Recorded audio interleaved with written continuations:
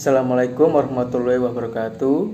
Saya Altalino Aldiansyah dengan NIM 1961142 akan menjelaskan tentang strategi global. Strategi global adalah strategi yang dilakukan oleh perusahaan untuk meningkatkan keunggulan bersaing dalam kondisi barang dan jasa bebas mengalir tanpa batas negara, mata uang yang berbeda, peraturan yang berbeda, kondisi ekonomi dan politik antar negara yang berbeda. Secara umum, ada 3 pandangan strategi global. Pertama, strategi global adalah salah satu bentuk perusahaan multinasional, perusahaan strategi yang menjadi trade negara di seluruh dunia sebagai sebuah pasar global.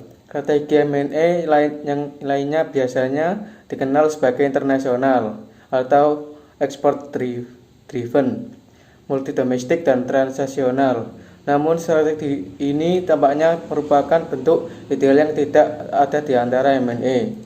Pandangan kedua menjadikan trade strategi global sebagai manajemen strategi internasional. Jadi, manajemen internasional strategis lebih luas daripada strategi global. Seperti yang didefinisikan oleh pandangan pertama, pandangan kedua mendefinisikan strategi global secara luas.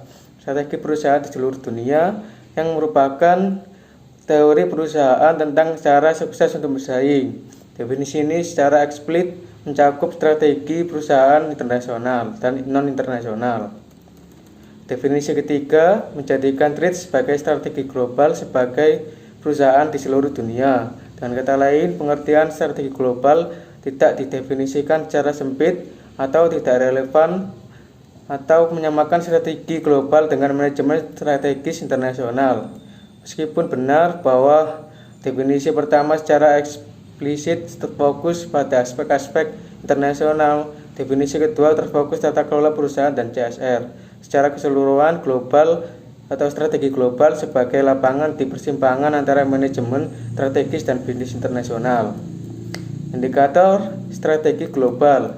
Terdapat beberapa indikator yang dapat menjadikan suatu strategi global, diantaranya yaitu: Satu, pesaing utama di pasar utama bukan dari negara sendiri dan ada di berbagai negara.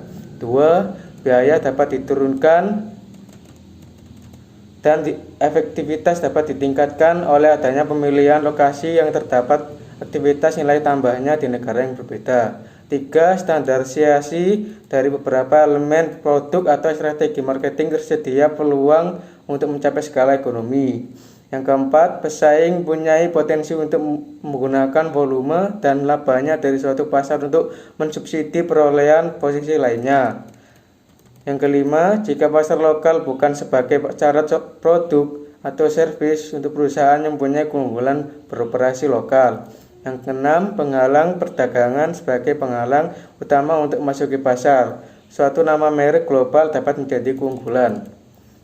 Strategi global ini menekankan pada skala ekonomi serta menawarkan lebih banyak peluang untuk dapat dipergunakan atau mempergunakan informasi yang dikembangkan pada tingkat perusahaan atau dalam sebuah negara maupun pada pasar-pasar lainnya.